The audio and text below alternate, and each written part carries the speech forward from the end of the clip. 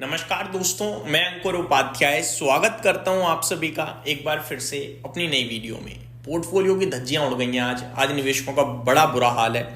बाजार दोस्तों जैसे तैसे चलता है, 4 5 6 ट्रेडिंग सेशंस मैक्सिमम। तेजी आती है धीरे धीरे धीरे धीरे, अचानक से कुछ ऐसा हो जाता है कि सब तबाह, जैसे कि आज हो रहा है। आज गिरावट नहीं हो रही है, क्रैश टाइप सिचुएशन है, पेन है आज बहुत हैवी, मैं आपको बताऊंगा। मार्केट ब्रेथ देखकर ऐसा लग रहा है जैसे सब खत्म टाइप सिचुएशन। एक बढ़ने वाले के सामने 6 गिरने वाले शेयर्स एनएससी पे हैं, एक बढ़ने वाले के सामने 8 शेयर्स गिरने वाले करीब बीएससी पे हैं। ये सब हुआ क्यों है?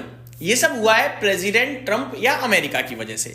लेकिन इस पे कितना भरोसा करना है ये ज्यादा इंपॉर्टेंट है। इस पे भरोसा नहीं करना है, जी हाँ, नहीं करना है। अब जो लोग ट्रोल करना चाहते हैं वो शुरुआती 1 मिनट में ही नेगेटिव भर दीजिए कमेंट बॉक्स में अपने कमेंट, लेकिन हकीकत यही है कि आप अगर आज सौदा काट कर जाओगे तो आप रिग्रेट करोगे, ये मैं आपसे कह सकता हूं।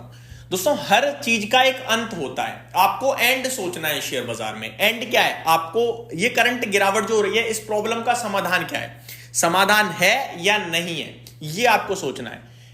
आज की गिरावट के पीछे का रीजन हमें जो दिख रहा है वो है प्रेसिडेंट ट्रंप का 500% तक टैरिफ लगाने के लिए जो एक नया बिल आने वाला है वो। लेकिन आपको यह भी तो समझ में आ रहा है कि वो बिल अगर आ भी जाता है तो टैरिफ लगेगा। टैरिफ अगर लग भी जाता है तो कंट्रीज जो यूएस के साथ व्यापार करना चाहती हैं वो रशिया का ऑयल परचेज बंद करेंगी। जैसे अपना भारत ऑयल परचेसिंग ऑलरेडी काफी लो लेवल पे कर दी है। इवन रिसेंटली रिलायंस ने कमेंट किया कि हमने तो ऑयल परचेसिंग करी ही नहीं है। देश की सबसे बड़ी कंपनी अगर ऑयल परचेसिंग नहीं कर रही है तो फिर मान के चलो कि सरकार ने कहीं ना कहीं कंपनी से कहा है कि भाई मत करो परचेसिंग।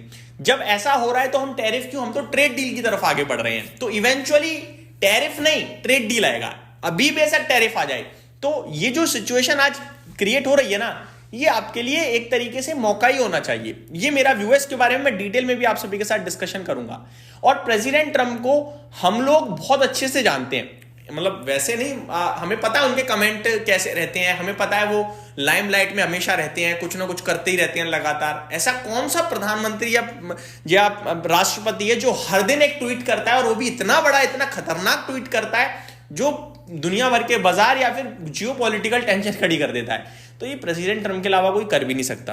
और प्रेसिडेंट ट्रंप प्रेसिडेंट की तरह नहीं, एक मतलब लाइफ स्टाइल है उनका भाई, एक अलग ही लेवल का। डांस करने लगते हैं मीडिया के आगे, कभी कभी किसी प्रकार का कमेंट कर देना, कभी नेक्स्ट लेवल। प्रेसिडेंट किडनैप कर लिया उन्होंने एक देश का पूरे। सोचो आप क्या नेक्स्ट लेवल का बंदा है वो। अब मैं आप सभी के साथ दोस्तों बात करना चाहूंगा यहाँ पे कुछ और ट्रिगर्स के बारे में, बाजार के बारे में। मार्केट की बात करें तो निफ्टी 270 पॉइंट नीचे 1% गिरावट। बात करें अगर आप सभी की साथ सेंसेक्स की, तो 1% की गिरावट सेंसेक्स में भी देखने को मिल रही है हम सभी को। बैंक निफ्टी आधा % नीचे है। मिड कैप और स्मॉल कैप 2% क्रैश हो गए हैं, पोर्टफोलियो क्रैश हो गई है। सेक्टर स्पेसिफिक एक भी ऐसा सेक्टर नहीं है जो हरे निशान में हो, सब लाल है। सबसे ज्यादा वो टूटा है जो भाग रहा था लगातार, मेटल इंडेक्स। 3% से ज्यादा मेटल इंडेक्स टूट गया है आज। देन एनर्जी क्षेत्र में भी करीब 3% की गिरावट है। मिड कैप सिलेक्ट 2% नीचे है। पीएसयू बैंकिंग इंडेक्स और आईटी इंडेक्स 2% नीचे है। रियल एस्टेट में 0.25% की गिरावट है। फार्मा मीडिया 1.25% नीचे है।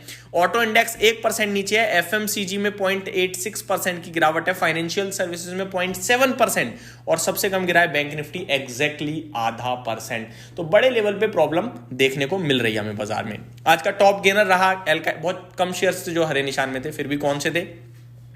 एल्काइल अमान 5.25% ऊपर, ट्राइडेंट, इंडिया सीमेंट, निवोपा हेल्थ, शोभा 2.5% ऊपर था ये। बाकी स्टॉक्स की बात करें तो बड़ा ही बुरा हाल था। गिरावट सबसे ज्यादा होते हुए देखिए हमें सिग्नेचर ग्लोबल में 11% की गिरावट थी। भेल 10% टूट गया। भेल से याद आया दोस्तों, एक वीडियो शेयर करूंगा मैं आप सभी के साथ अगली। एक खबर आई है राउटर्स के हवाले, ब्लूमबर्ग के हवाले या राउटर के हवाले से, मैं डिटेल डिस्कस करूंगा तब बताऊंगा। खबर में लिखा है कि सरकार अभी जो फाइनेंस मिनिस्ट्री का बयान आया है कि शायद गवर्नमेंट जो है अब चाइना को जो सरकारी कामकाज होते हैं उनकी बिड में पार्टिसिपेशन दे सकती है, मतलब पार्टिसिपेट करने के लिए अलाउ कर देगी। ये 2020 के बाद पहली बार ऐसा हुआ, जब गलवान अटैक हुआ था और गलवान सिचुएशन बनी थी, उसके बाद से ये बैन था। लेकिन अभी ऐसा हो सकता है कि सरकारी कॉन्ट्रैक्ट्स में चाइना अप्लाई कर सकेगा। अगर ये खबर सच निकली और ऐसा होता है तो बड़ी समस्या बनेगी सरकारी कंपनियों के लिए।